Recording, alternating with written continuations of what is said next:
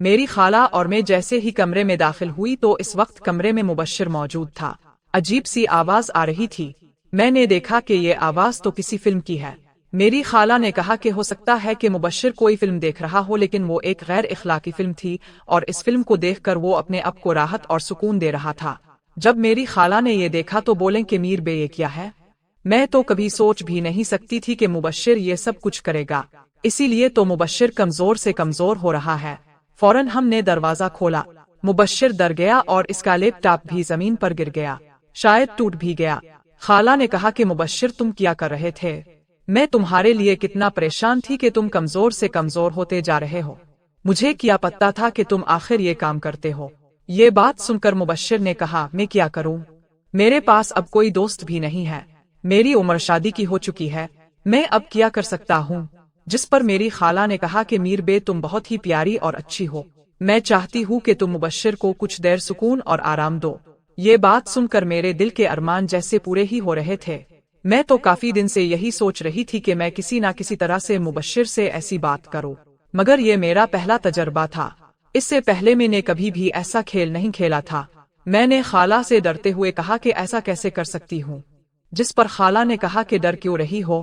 جس پر میں نے سب کچھ سچ سچ بتا دیا کہ یہ میرا پہلا تجربہ ہے، مجھے لگتا ہے کہ کہیں مجھے کوئی تکلیف نہ ہو۔ جس پر میری خالہ نے کہا میں ہوں نا، تمہیں تکلیف نہیں ہوگی، پھر اب میں تمہارے ساتھ ہوں اور میں یہ سب کچھ اپنے تجربے میں ہی کرواؤں گی، تمہیں پریشان ہونے کی ضرورت نہیں۔ یہ کھیل مبشر کے لیے بھی نیا ہی ہوگا، نہیں تو مبشر یہ سب کچھ نہیں کرتا۔ آخر کار مبشر اور میری یہ ملاقات میری خالہ کی موجودگی میں ہوئی۔ اسی وقت میری خالہ نے مبشر سے کہا کہ میں جیسا کہوں گی تمہیں بالکل ویسا ہی کرنا ہوگا۔ میر بے کو اگر ذرا بھی پریشانی ہوئی تو یہ کھیل تمہارے لیے بھی نیا ہوگا اور پھر اس کے لیے بھی پریشانی کا سبب بن سکتا ہے، اس لیے میں نہیں چاہتی کہ مزید ایسا کچھ بھی ہو۔ یہ میچ تم دونوں میری موجودگی میں کھیلیں گے۔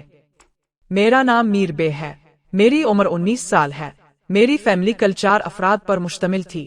میرا ایک بھائی ہے جس کی عمر تقریباً 14 سال ہے، اس کا نام اسحاق ہے۔ میرے ابو ایک پرائیویٹ ہسپتال میں ڈاکٹر ہیں۔ میری امی کی پروفیشن تھی۔